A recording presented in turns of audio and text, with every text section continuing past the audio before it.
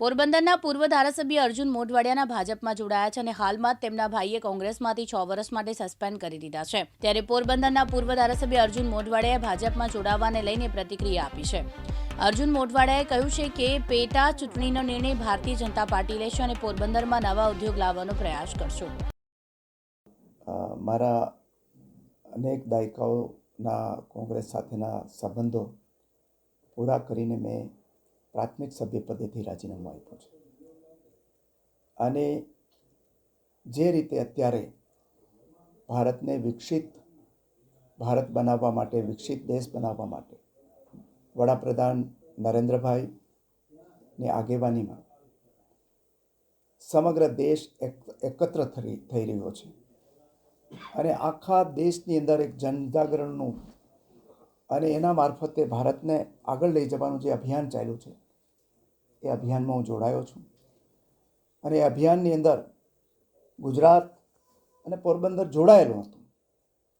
પણ એમાં વિશેષ શક્તિ આપવા માટે એક કાર્યકર તરીકે હું ભારતીય જનતા પાર્ટીમાં જોડાયો છું અને એ માટે હું જે મને ભારતીય જનતા પાર્ટીમાં જોડવાની મંજૂરી આપી એ માટે માનનીય વડાપ્રધાન શ્રી નરેન્દ્રભાઈ, માનનીય ગૃહમંત્રી શ્રી અમિતભાઈ, રાષ્ટ્રીય અધ્યક્ષ જેપી નડ્ડાજી, સી આર પાટીલજી,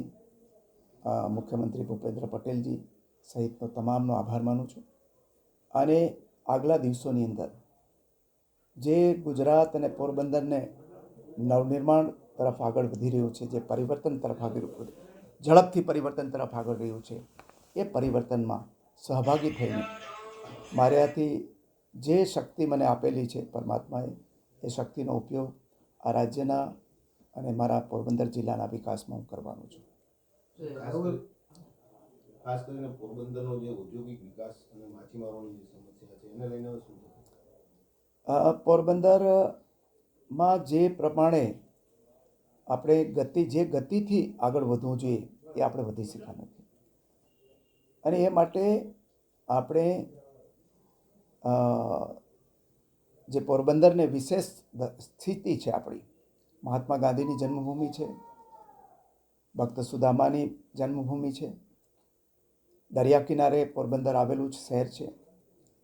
બંદરી ક્ષમતાઓ છે આપણી પાસે, માછીમારીની ક્ષમતાઓ વિશાળ પાયામાં પડેલી છે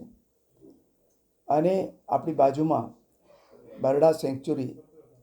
એનો પણ ખૂબ મોટે પાયે વિકાસ થઈ શકે એમ છે। આ બધા જ જે આપણામાં પોટેન્શિયલ શક્તિઓ પડેલી છે એ શક્તિઓને બહાર લઈ આવવાનું કામ એકલે હાથે ન થઈ શકે અને એમાં ભારતીય જનતા પાર્ટીમાં એક કાર્યકર તરીકે રહીને જે પોરબંદરને એની પોટેન્શિયલ છે, જે ક્ષમતાઓ છે, એને આગળ લઈ જવાનું કામ કરવાનું છે અને એ કામમાં વડાપ્રધાન આદરણીય નરેન્દ્રભાઈનો આશીર્વાદ મળે તો પોરબંદરની કાયાપલટ થઈ શકે, રોજગારી ઊભી થઈ શકે। સૌથી મોટી સમસ્યા આપણે ત્યાં હોય તો એ રોજગારીની છે અને રોજગારી માટે સૌથી મોટું જે પરિવર્તનનું માધ્યમ હોય રોજગારી વધારવા માટેનું,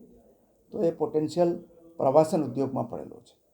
અને એ ઉદ્યોગ પણ અહીંયા ફાલે ફૂલે, જે રીતે દ્વારકા અને સોમનાથનો વિકાસ થયો, જે રીતે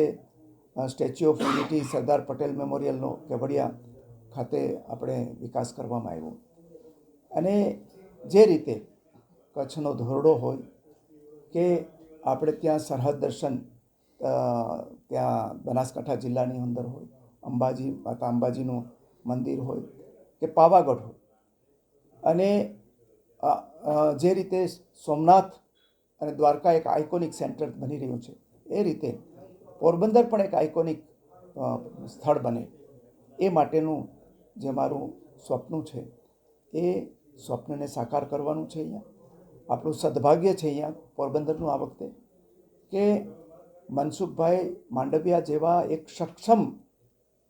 ઉમેદવાર લોકસભાના આપણે મળેલા છે અને જે કેન્દ્ર સરકારની અંદર બહુ મોભાદાર અને માનભેરું સ્થાન ભોગવે છે અને એનાથી વિશેષ જે કોરોના કાળ હતો, વૈશ્વિક મહામારી હતી, એ વખતે દેશને સફળતાપૂર્વક આરોગ્ય સેવાઓ માટે જેમને દિવસ રાત મહેનત કરી છે એવા ઉમેદવાર છે, ત્યારે હું માનું છું ત્યાં સુધી પોરબંદરમાં જે જનતા ઈચ્છે છે એ પ્રકારનું પરિવર્તન અહીંયા શક્ય બનવાનું છે. રાહુલ ગાંધીની ગુજરાતમાં યાત્રા આવી છે, એ મુદ્દે શું કહેશો? ભારત જોડો યાત્રા હું માનું છું કે અત્યારે કોંગ્રેસ જોડો યાત્રા કરવાની જરૂર હતી, નહીંતર પછી ફરી પાછું એવું થશે 2024ની ચૂંટણીઓ પછી કે કોંગ્રેસ શોધો યાત્રા કરવી પડશે. એટલે જ્યારે કરવાનું હોય ત્યારે એ કરવું જોઈએ, નથી કરતા, એની આ નિશાની છે. અશ્વિન ઠકરાર, દિવ્યાંગ ન્યૂઝ, પોરબંદર.